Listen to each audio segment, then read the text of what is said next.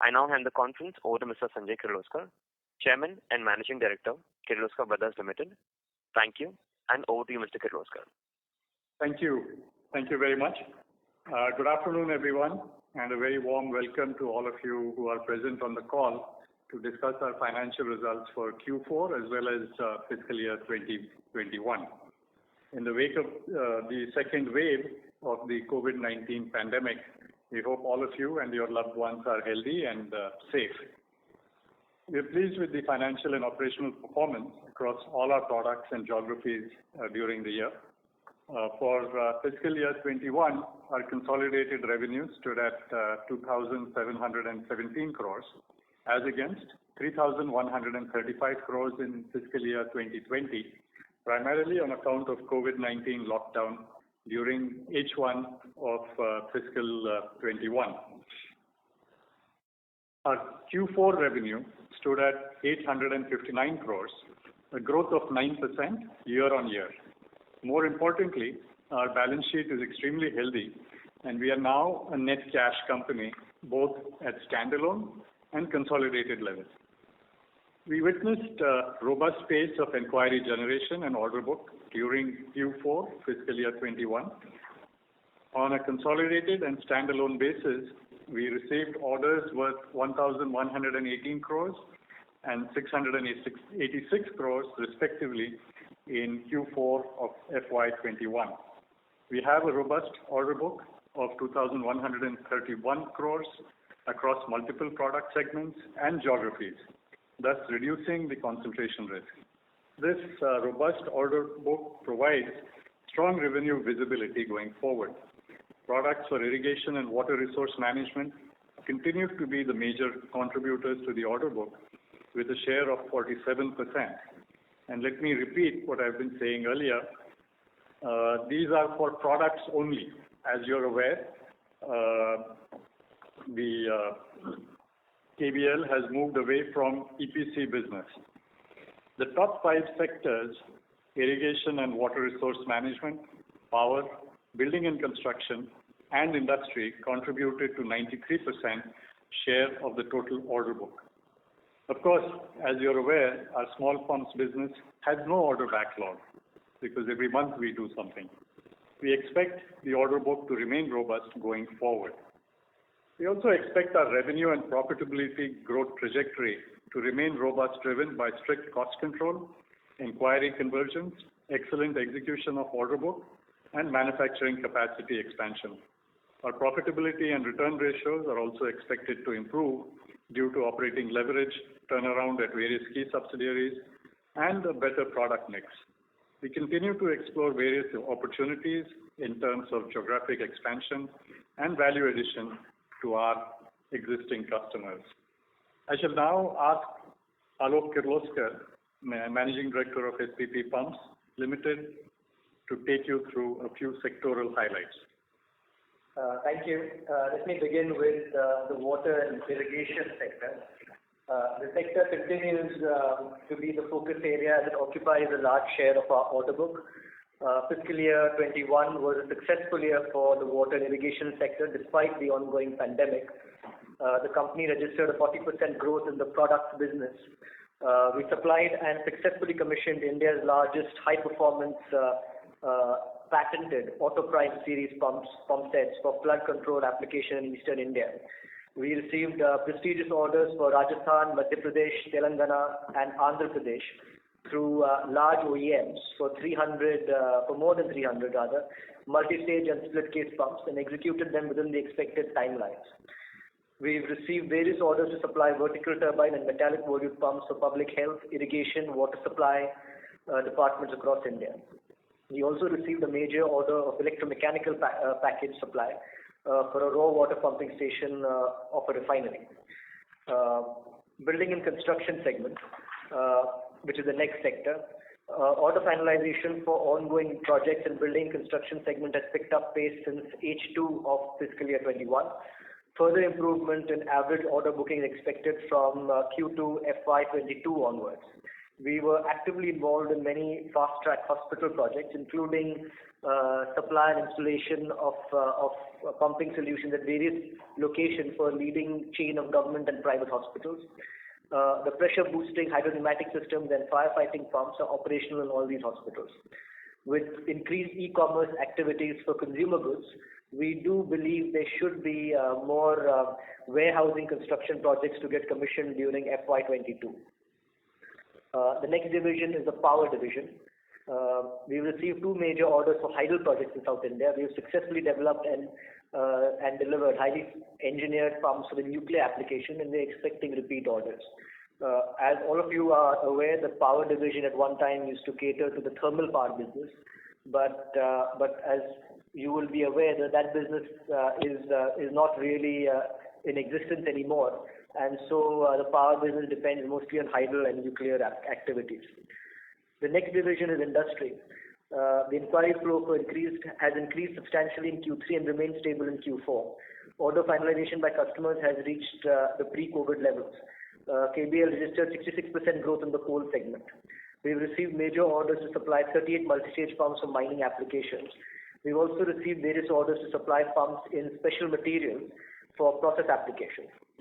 We received an order to supply 12 specially designed low life cycle cost pump sets for a chemical plant as well.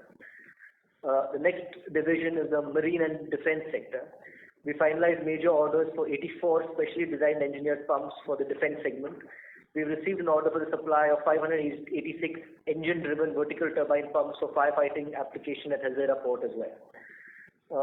The next sector is our export excellence cell, which basically looks at exporting KBL products out of India. We have supplied 112 firefighting pump sets for a metro project in Southeast Asia. Additionally, we received an order of 46 pump sets for a project in Hong Kong and 27 for an industry project in Indonesia. We've bagged orders to supply vertical pumps for water linkage projects in Belgium, Ireland, and Israel. These are all directly in the KBL brand. We've received orders to supply 44 mixed flow pumps for irrigation projects in Mauritania and 72 horizontal multi-stage projects pumps in Algeria. We received an order also for supplying 44 types of various pumps for a sewage project in Zambia. We've received an order for vertical turbine pumps for a sugar factory in Ethiopia, and we've also received an order for 22 pump sets for various projects in Nigeria. We've received an order to supply 22 split case pumps for an educational institute in the UAE, and also we've received an order for a power project in Iraq. I will now take you through international subsidiary performance. The first international subsidiary is SPP Pumps Limited.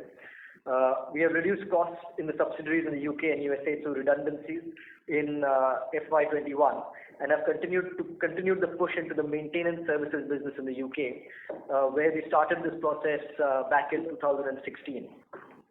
Revenues degrew 21% year-over-year to £76 million for fiscal year 21, although PAT grew to £4 million as against £0.5 million in the previous year. ROC stood at 17% for fiscal year 21 as against 4% for fiscal year 20. Order book as of March 31st stood at £41 million, executable over the next 8 months. The next one is Rodelta Pumps International BV, as well as our Dutch subsidiaries along with Rodelta. The Dutch business continues to struggle, and we are working to make it sustainable through a specialized product profile. Revenues grew 5% year-on-year to 9 million for fiscal year 21. Losses have narrowed to 0.3 million from 1.1 million in fiscal year 20 on account of various cost reduction measures undertaken and a better product mix. Order book as of 31st March 2021 was 2 million, which is not very healthy, but it's less. It's to be fair, it's below average. But we have a healthy bidding pipeline at the moment. The next subsidiary is Kirloskar Brothers Thailand Limited, located, as the name suggests, in Thailand. The Thai subsidiary has reduced the lumpiness of the business by focusing over the last 4 years to build a standard and engineered daily business. For fiscal year 21, the company achieved revenues of 344 million baht, a drop of 11%, and achieved a PAT of 15 million baht, as against a loss of 2 million baht in the previous year, which is FY20. Order book as of 31st March 2021 stood at 223 million baht. The South African subsidiaries, which are next, as most of you are aware, we faced many hurdles due to the broad-based black empowered enterprise regulations. We have managed to overcome these by changing the business mix over the last 3 years. For fiscal year 21, the company achieved revenues of 67 million ZAR, which is rand, a drop of 3% year on year, but profitability stood at 5.3 million rand, as against a loss of 7.5 million rand in FY20. Order book as of 31st March 2021 stood at 29 million rand. We continue to penetrate the international geographies further with more focus on margin lucrative products and services. The international business in SPP in particular has focused on the service and maintenance business with a large number of framework contracts in place across different sectors. We are witnessing green shoots across a few geographies led by growth in inquiries and conversion for certain business verticals, leading to a stronger order book, which is giving us better revenue visibility for the short and medium term compared to a year ago. Also, service framework contracts, which are mainly maintenance contracts, are usually 3 to 5 year contracts, and these also help the visibility a little bit more. With this, let me invite Rama Kirloskar, Managing Director, Kirloskar Ebara Limited, to take you through the performance of small pumps, oil and gas business, and domestic subsidiaries. Thank you, Alok. Let me begin with our small pumps and our oil and gas business, followed by key domestic subsidiary performance. We've been working aggressively in our small pumps business for enhancing our market share. We have also developed a series of high-efficiency products that will ensure customer delight. Our pumps are coupled to KPML's high-efficiency IE3 and IE4 motors. Our best-in-class 6-inch submersible pumps with KPML's oil-filled motors ensure lower power consumption and enhanced life. We have recently launched a new series of high-efficiency self-priming pumps, and KBL has received its 8th India design mark for its KVM series, which is a new series of pumps for reverse osmosis applications. KBL supplies its non-API range of pumps for the oil and gas sector. In the domestic market, in addition to HRRL's Greenfield Refinery project in Barmer in Rajasthan, there are quite a few upcoming refinery expansion projects, namely IOCL Paradip, IOCL Panipat, BPCL Kochi, ONGC Mehsana project, IOCL Gorakhpur compressed biogas plant, and IOCL Baroni BR9 expansion project, as well as Talcher fertilizer project. As far as Kirloskar Corocot Private Limited, during fiscal year 21, the company has achieved a turnover of rupees 20 crores and made a loss of 0.9 crores. As of 31st March 2021, KCPL has an order book of rupees 23 crores. KCPL is in the business of supply and application of Corocoating materials. Our turnover is lower despite strong order book due to the lockdown, as many customers have not given permission for accessing sites. During Q4, KCPL has made a profit of rupees 0.5 crores. The Kolhapur Steel Limited. For fiscal year 21, the company has achieved a turnover of rupees 21 crores and made a loss of rupees 14 crores. Performance of the current year is affected due to lockdown and non-availability of manpower for fettling. Orders on hand as of March 2021 stood at rupees 17 crores. To support the operation of TKSL, KBL has infused additional capital of rupees 15 crores. Karat Projects and Motors Limited. KPML manufactures high-efficiency IE3 and IE4 motors for KBL's captive consumption, as well as special purpose motors for the elevator and healthcare industry. For FY21, the company achieved a revenue of rupees 308 crores, a drop of 4% year-on-year, and PAT of rupees 38 crores, a growth of 91% year-on-year. Growth stood at 18% for FY21 as against 22% for FY20. Kirloskar Ebara Pumps Limited. For fiscal year 21, the company achieved a revenue of rupees 183 crores and PAT of rupees 20 crores, a growth of 12% and 150% respectively. Growth stood at 21% for fiscal year 21 as against 8% for fiscal year 20. The company witnessed robust traction in order book despite the multiple COVID-19 induced headwinds and is debt-free. As you are aware that other than API pumps, KEPL also designs and manufactures API drive turbines. The company has enlisted its API drive turbines up to 3 MW with Engineers India Limited and PDIL. It has also registered with Baker Hughes after a thorough audit of its engineering and factory capabilities and robust quality assurance and control system. KEPL has indigenously designed its first high back pressure steam turbine, which was commissioned at ONGC Mangalore Petrochemicals Limited in March 21. The company has also received API turbine orders from MNCs such as Sulzer, Flowserve, and ITT for their API pumps. KPL has been focusing on its export markets and has recently received approvals or registrations from various large refineries in Southeast Asia, Middle East, and Europe. In summary, KBL's domestic business witnessed multiple disruptions during the year due to the ongoing pandemic.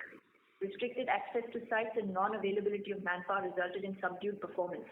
However, with continued robust momentum of order book, the company remains confident that performance will improve significantly from H2 fiscal year 2022 onwards on account of expected economic recovery and improvement in utilization at the plant. With this, let me invite Mr. Mate, our CFO, for the financial performance highlights. Thank you, Rama. Good afternoon, everyone. For FY21, standalone revenues stood at 1,800 crores as compared to 2,097 crores in the previous year. This contributed approximately 66% of the total consolidated revenue. EBITDA was at 191 crores as against 197 crores in FY20.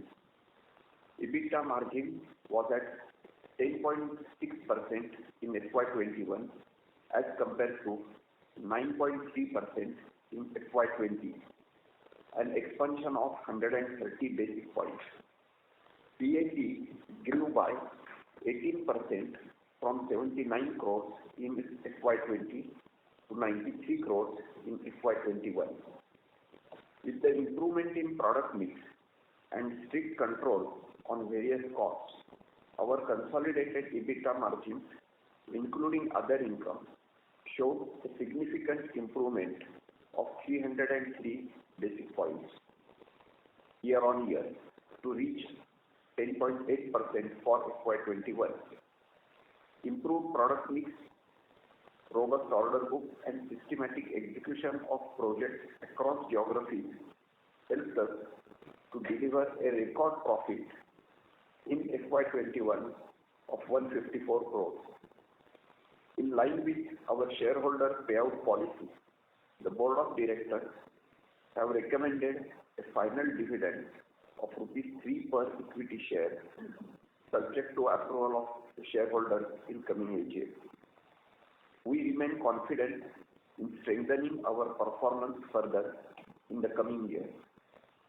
Our balance sheet continues to remain robust. The company has incurred a capex of rupees 76 crores in FY21, and we have planned a capex of 105 crores for FY22. This capex is aimed towards debottlenecking manufacturing capacity expansion. Our gross debt stood at 272 crores, a significant reduction of 277 crores from last year. Considering cash and cash equivalents of rupees 300 crores, we are now a net cash company. Return on equity stood at 13.9%, an expansion of 670 basis points. Similarly, return on capital employed expanded 480 points year on year to 16.4%. With significant reduction in debt, our return ratios are expected to improve further.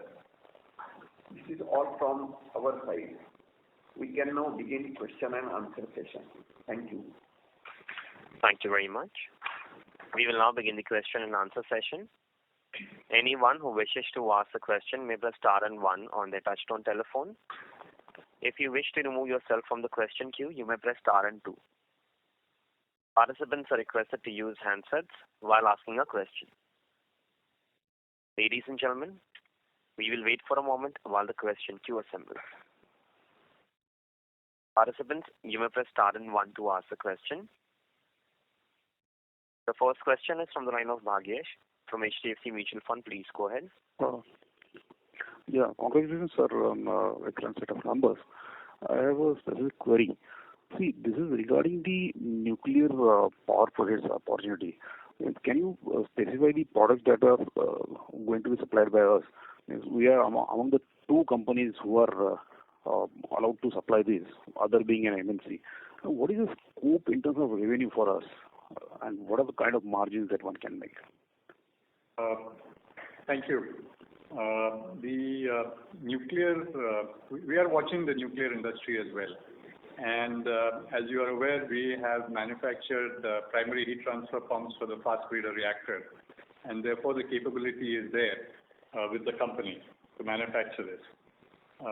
We had actually asked the Nuclear Power Corporation to allow us to participate in the opportunity to manufacture primary heat transfer pumps for the new projects that are coming up. And after about, this was in 2011, and after about 4 years, they gave us a development order for manufacturing the primary heat transfer pump. They came out with a tender for a primary heat transfer pump. We put in our bid, and it took them another 3 years to give us the order. So we finally received the order sometime in 2018. 8 months after placing the order on us, they came out with a tender for a large number. We participated in that tender, and we were then given a single line response saying your bid is not technically acceptable. So we could not participate in the first part in Haryana, which was won by our MNC competitor.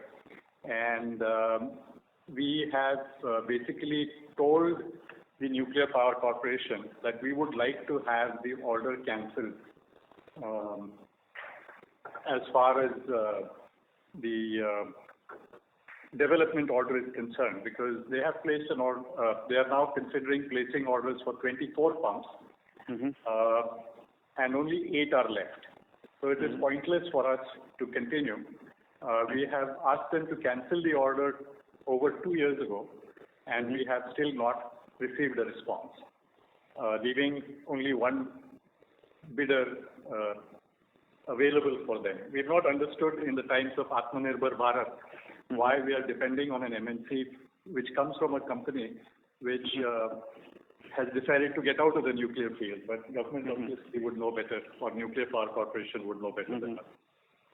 But even more than that, I believe we are ready for the future, which seems to be not large globally, which seems to be not large nuclear power plants, but much smaller nuclear power plants, which are decentralized. So companies like GE, Rolls-Royce, they are looking at putting up 50 megawatt, 40 megawatt nuclear power plants. And we have the capability of making CAN motor pumps of the same size, which would be required for such pumps. We are also, and these are pre-packaged power plants, which is why CAN motor pumps. So we've also set up a new facility for these kind of products, and we expect that as you're aware, our power sector has orders, large number. More than half of that is for the nuclear side. So new pumps have been developed, and I believe the first 4 or 5 have been delivered. Okay, you delivered 5 orders, Yeah. Or 5 months, 7 dealers. So, and overall for the company level, okay, margins are going up over a period of last 3-4 years with change in strategy and restructuring. Now there's steel cost pressure and other commodity cost pressure usually. And if you remove the other income, our margins are in single digits. So what is the trajectory forward now for next 3 to 5 years? Your 2 to 5 year view. I don't know whether one can look at commodity prices for 3 to 5 years. I wish things were as stable as you. No, I'm not looking at it. I'm saying what is the intention of the company overall in terms of operating margin? Well, the intention of the company is to increase the operating margin as we go forward. With these, we have been able to implement price rises for our products, which have been accepted in the market. And especially, you may be aware that we are the only company with a retail business of so-called bazaar products, the pumps that go for homes, for farms, and the pumps which are used for industry at a lower level. We are the only ones who sell pumps on a cash basis. We do not give credit. Our products, even at the so-called low end, are superior, and customers would pay for them before they are delivered. So we believe that we can right that as we move forward. Okay. Thanks, sir. All the best on my side. That's all from me. Thank you. Thank you. The next question is from the line of Ritesh Chheda from Lucky Investment Managers. Please go ahead. Yes, sir, I have a couple of questions. One on the standalone operation. When we have been in the range of 1,700 to 2,000 crore of top line. At what asset utilization would this top line be, and what should be the associated fixed costs in the operation? Mr. Mate will answer this question, please. Hello. I would answer your second question first. If you look at our balance sheet or annual reports, you would see that material costs and manufacturing costs are around 70%. So I would say that is the variable cost, approximately, because it changes as per the product mix. But I'm just giving you a rough idea. And remaining is part of fixed costs, margins, and finance and depreciation.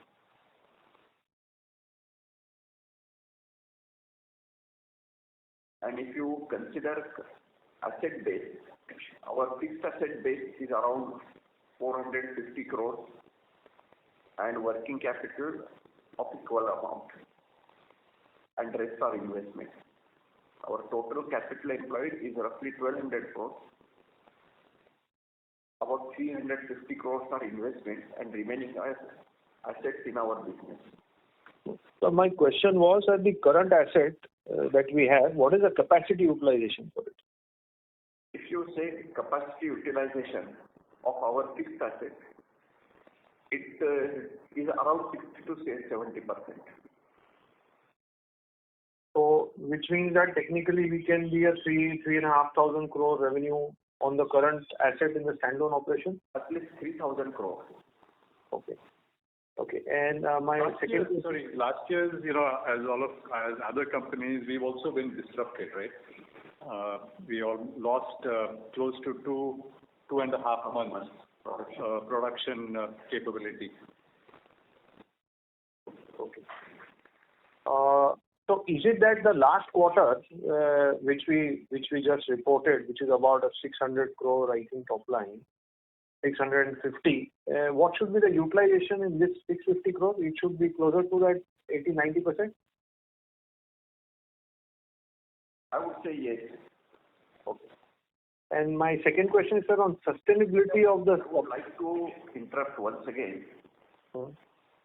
It also depends on the product mix. If the pump is with a lot of packaging accessories, the value would go up. If it is a bare shaft pump, value would come down. So we should not go purely by value, but the activity happening in factories. Okay. And let me add that we are operating on a 2-shift basis. We have the capability of going for another shift. So when we were mentioning 60-70%, it was 2 shift, right? Yeah. So technically we can add one more shift, which adds another 30% capacity easily. Yeah. So it can take you higher than 3,500-4,000 crore of business. It can. As I think Mr. Mate has mentioned, the new capex is for debottlenecking. So what happens is, a pump is supplied in different kinds of materials. It can be cast iron, it can be steel, low carbon steel, bronze, whatever. The capability of the machines is such that, when you're machining steel instead of cast iron, your speeds reduce. So a lot depends on the product mix. You can make more pumps with lower value or fewer pumps with higher value. But, the time also changes. Time taken. Okay. My second question is around sustainability of the subsidiary margin. So there's a big swing which we see this year, and especially I think a larger swing is driven by SPP. So what should are these subsidiary margins or subsidiary operating EBITDA sustainable? I will request Alok to answer this. I will probably say that, maybe look at it from a longer term basis. I mean, SPP's normal margins historically have been to between 4 and 5.5 million pounds. From 2015, I think because of the collapse in oil prices, the product mix was significantly changed. And as you'd imagine, there was a very large dependence of SPP on the oil and gas, on the E&P side, exploration and production side, which is the upstream side. Huge dependence on that market.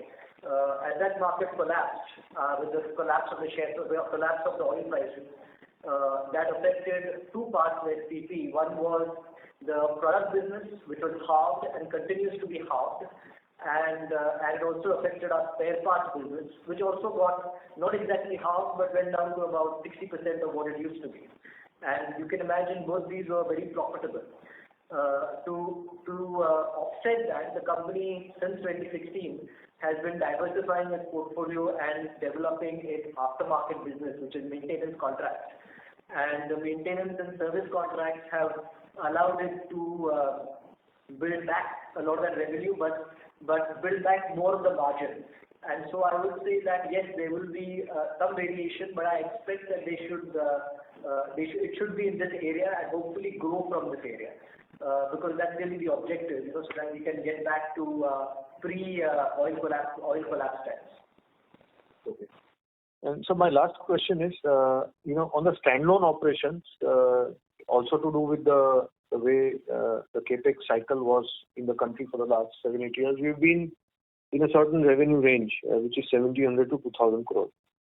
Do you believe that, or do you see any evidence that probably when you look at some total of the segments that you offer products to, there is a case for a rise in capex cycle, or a case where growth rates might resurface for our products and the sectors that we are servicing?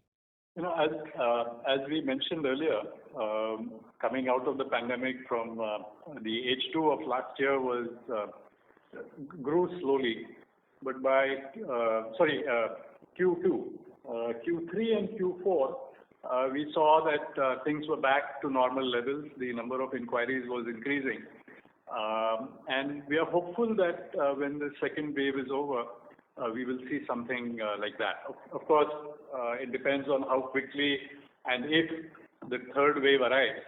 But otherwise, I believe that I'm optimistic about the Indian economy, and I believe that as soon as possible, when things get to normal, you will see a return to the normal cycle. We've already seen the green shoots, as Alok mentioned. So let's see how things pan out going forward. But we are quite confident of things going back to where they were 2 years ago. Thank you very much, and all the best, sir. Thank you very much. One more, Mr. Mate wants to add. Hello, Mate here. Yeah. What I would like to add that turnover is around 2,000 crore for last many years, but we are moving from projects to products. In project business, you get lot of turnover by trading and civil activities. So the real value addition in company is not that big.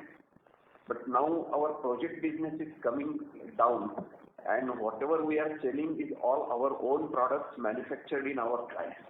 So in real sense, we are growing. And for 2 years, our turnover was affected due to closure of retail operations. So though we had capacity to manufacture, there was a limitations on distribution. Thank you. Yeah. Thank you. The next question is from the line of Kirti Jain from Sundaram Mutual Fund. Please go ahead. Thanks for giving opportunity. So my first question is with regard to the industry profitability. We are seeing our profitability also improving and competitor profitability also improving. Is there a structural change in the pricing methodology and pricing improving for the industry, or what? Any other factor is there, sir, which you will attribute? I don't know about the other companies. To a great extent, we have been cleaning up on one side the old project business related issues, and on the other side, in the industrial space, we have been moving up into the chemicals side of it as well. So the profitability gets to be higher as you move into higher end products. So that's why I can't comment on the competitors. Okay, sure, sir. So with regard to legacy projects, what would be the pending orders or pending liabilities, sir? Basically, for the last 1 year, Rama has been monitoring what is going on with every single project. Last year, we were, lucky to not lucky, but I think with that work that was done, we were able to close almost 50% of the pending projects by just, even if there was a pandemic going on. We met people in the 2 states where we were stuck. The government's instruction that, if projects are going towards completion, then release the bank guarantees, pay the amounts that are to be paid. That also happened. So now what we have left are mainly projects which are where we are doing the operation and maintenance. And so there, that would be what is left. So value-wise, and what is left, the pending orders are still related to Andhra Pradesh and Telangana state. We are working closely with them. A large amount has already been provided for, any problems we might have. So I see that these legacy issues are almost gone. Okay. Sir, then government is talking large projects in the KUSUM scheme, the solar pump scheme. So will we be trying more with the integrators to keep our payments safe and working on that, sir? Or what will be our strategy for solar pumps? Last year, we've had 75% growth in the solar pumps supplied to the solar for these projects coming out of KUSUM. But, we are not an integrator. We don't want to be an integrator based on earlier experience of large irrigation projects. So we are quite happy to deliver the pumps and collect the money. Okay. And so what will be our share, sir? Some of the bigger players like our pumps, so we are in a good space. Yeah. So what will be our market share, sir, in the solar pumps? Good question. I'll try and get you an answer later. Sure, sir. So then coming to the Bhagyaji's earlier question, sir, what is the medium-term margin aspiration we have for the company, sir? We would prefer to build on wherever we are. Sure, sir. Thanks, sir. You've seen there has been growth, and we would like to continue that. I assume that as these whatever is pending on the project side, and we get to be mainly a product company, you will see margins improving.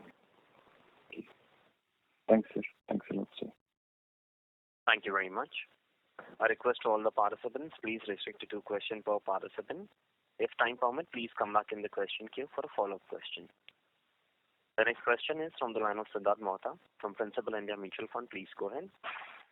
Yeah. Good afternoon to you, sir. Sir, my question is on SPP pump.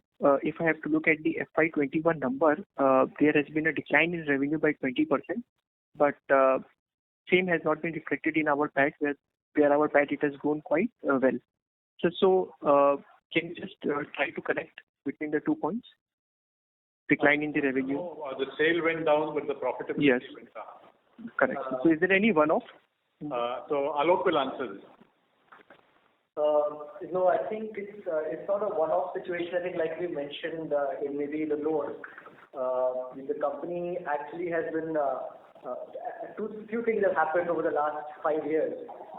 SPP, as I said, average margins historically, if you look at our numbers, have been between 3 million and the highest we've ever reached is 5.5 million pounds in terms of profit. And that 5.5 million was in 2014. And the average is between 3 and 3.5 from 2003 to maybe 2010. But at that point in time, almost 20, on average, the oil and gas business, which is pure product business, used to be between 20 million pounds and 25 million pounds. And this was, relatively decent margins. And as I mentioned earlier, after 2014, this fell to 8 to 10 million pounds. Because as you'd imagine, the oil and gas sector has seen a big slowdown, and of course it was triggered by the drop in the oil price. But of course now it has continued because renewables are far more glamorous than oil and gas. So the company made an effort since 2016 to diversify away because apart from the oil price dropping and affecting the product business, it also reduced our spare business, which as you'd imagine again is quite profitable. So to sort of make that transition, the thoughts were, what sort of businesses do we get into? And while we looked at onshore, which is downstream petrochemical, it was one area where we made a foray. The margins were poor. The other foray that we made, using our domain knowledge, was in the maintenance and aftermarket business. So that's really where we've got a lot of traction. As I said, we've signed 25 large framework contracts with people like Petronas, Apache, Shell, and now Crystalor, because Crystalor, as you know, has bought all the Shell and British Gas platforms. So we manage 25 players like this for all pumps or SPP pumps on their platforms. Similarly, we extended this to water companies. So we have exclusive contracts with most of the UK water companies. And of course, we have contracts with every UK water company, but not all are exclusive. Some are non-exclusive. This is extended into the power division, so we also have contracts like that. So those are our big framework contracts where we are on-site managing and doing maintenance continuously, using our domain knowledge that we have from the oil and gas product and installation commissioning that we used to do. Similarly, we've included our other service businesses, which is basically AMC contracts, where we have 173 now AMC contracts, and we've got one step further and converted 26 of those 173 into a subscription service. And that's really how we see the future on AMC contracts, is the onset of subscription business. So I would say that it's been a strategy to move forward. Yes, I would say that 4 million is a decent number. Historical average, I would say 3.5 million. But I would hope we can build from this 4 million number going forward on the SPP side. Does that answer your question? Yes, sir. Very insightful, sir. Thank you, sir. Sir, my second question is on this domestic subsidiary. Even if I'm seeing the Kirloskar Ebara Karak project and motors, it has shown a phenomenal improvement. So how sustainable these numbers are as far as domestic subsidiary is concerned?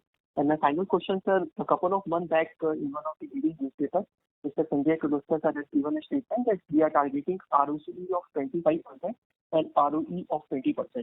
Sir, if you can, we know that this ROCE and ROE is on an upward trajectory. So what are the key metrics which will help us to achieve this 25% of ROCE and 20% of ROE? Okay. Thank you. I'll ask Rama Kirloskar to respond on this Kirloskar Ebara question. Yes, hello, good afternoon.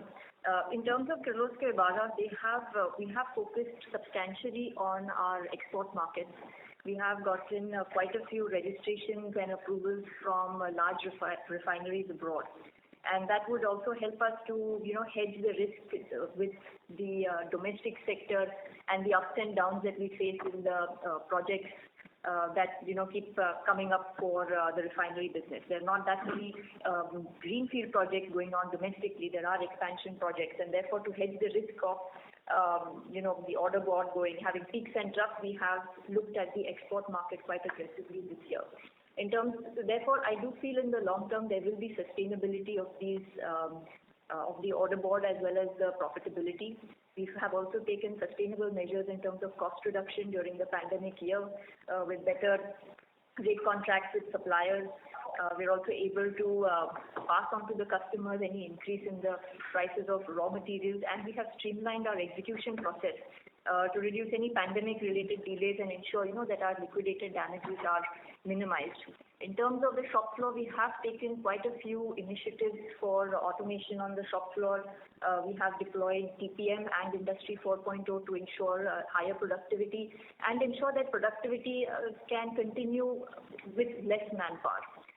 Because I feel that the pandemic is going to be a long-term scenario we're going to have to deal with, and it's better that we accept it and find solutions rather than be in denial mode. So as far as sustainability for Kirloskar Ebara is concerned, I'm quite confident. As far as KPML is concerned, KPML, as you know, is our captive motor manufacturing unit. Essentially, the motors essentially go for KBL's retail pump business. So the growth of KPML is directly proportional to the growth of our retail pump business. Therefore, you will see that whenever the retail pump business enhances its order booking, so will KPML. We feel that is a growing sector. We see a bright future. KPML also has a track record of a good design, research and development team. So they have been designing highly efficient products. They have also been diversifying in other areas, like I mentioned earlier, for special motors in healthcare and the elevators market. So in terms of profitability, market share and sustainable growth, I'm quite confident for the future years. Thank you. Yes. Thank you. Now, the question that you asked of me. See, as a company, we believe very strongly in the business that we are in. And, a lot of times I joke that I created a huge mess, and the last 10 years have gone in cleaning up that mess that was created in the EPC space. But KBL hasn't been sitting quietly while the last 10 years have been tough. We have done a lot of other things as well. And I think the biggest one that I would say is Alok and Rama also have learned what not to do from what I have done. But we have kept our eye on what is going on outside. And let me list out a few things that we have done. If you look at sustainability, that's coming increasingly into force. But as soon as Hydraulic Institute and Europump started talking about sustainability and life cycle costs, over 15 years ago, within 2 years, KBL had 2 ranges of pumps, which we call our lowest life cycle cost pump series. And in UK, we built it together with SPP, and in UK, which has private sector water companies, we have close to an 80% market share, because these pumps not only are highly efficient, but their efficiency lasts without a drop for at least 5 to 10 years. So, we had a tough time introducing them in India because they are a little costlier, but we are seeing more and more customers preferring this. If you talk about renewable power, wind and solar power, KBL has invested long time ago in wind. We have 4 megawatts of wind power. We have over 6.5 megawatts of rooftop solar power already invested in over the last 3 years. We were one of the first Indian companies to come out with a sustainability report over a decade ago, and have had an integrated annual report for about 4 years. And, when you talk about diversity, we are the world's only pump company with an all-woman operated and managed factory. If you look at additive manufacturing, I understand that one of our competitors is now thinking of investing in a 3D printer and also in rooftop solar power. And this is an MNC company that is thinking about it now. I have already spoken about renewable power, but KBL has had the world's largest 3D printer in Kirloskar Wadi plant, which is a 11-year-old plant, but we've had it since 2013 for now 8 years or 9 years. We've got vital experience, and this machine has been contributing significantly and well to our domestic as well as international businesses. In fact, we were the first in the world pump industry to invest in such a large 3D printer. If you look at, and this helps, internationally in our maintenance business, where we are able to deliver pumps, pump components, spare parts, not only to our design, but to designs of our competitors much faster than they can.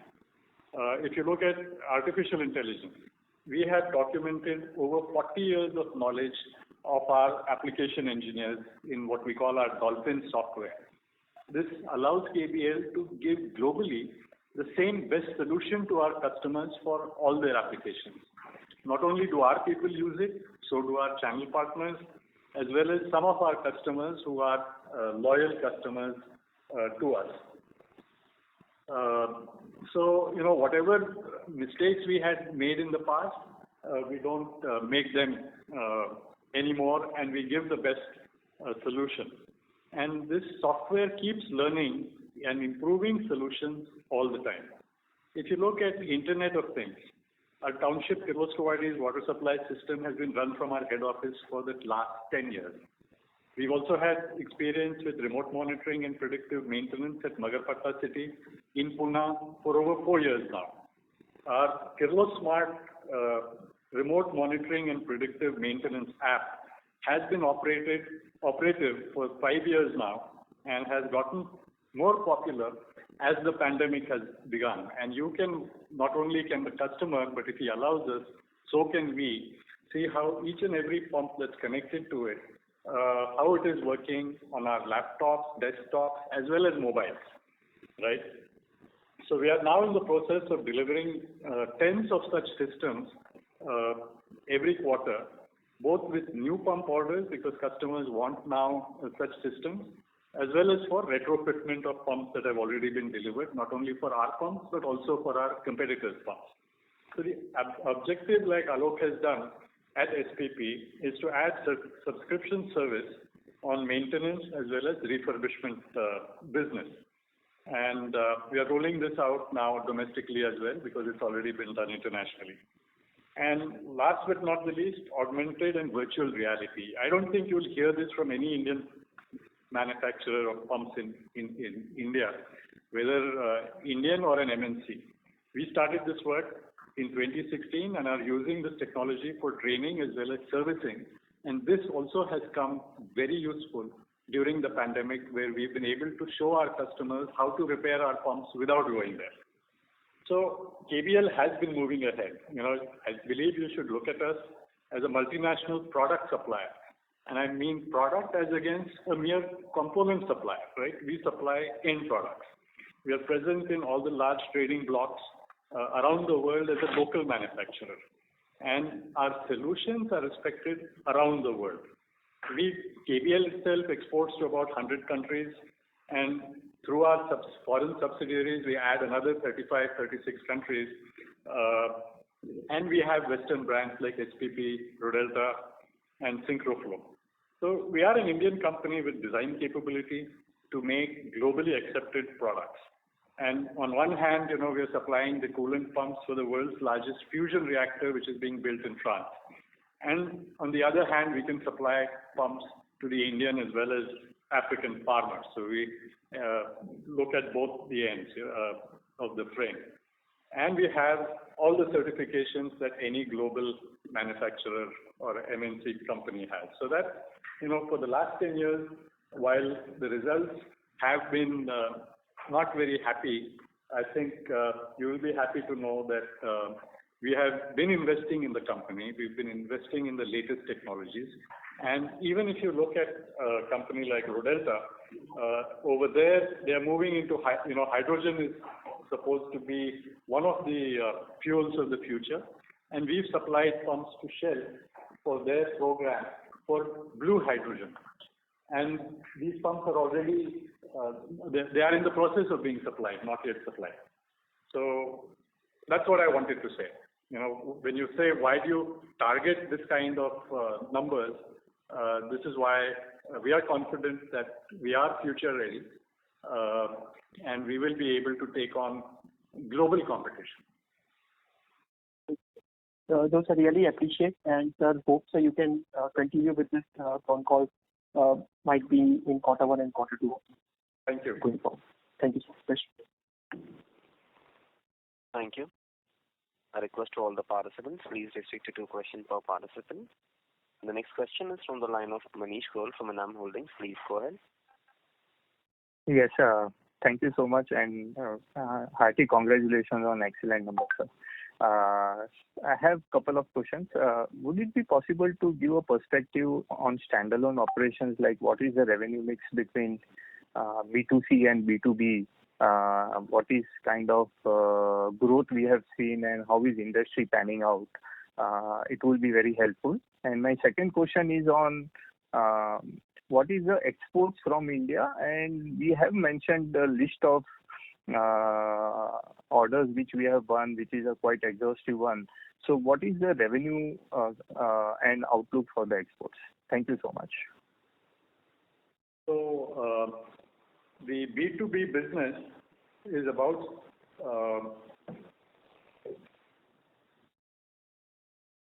60%.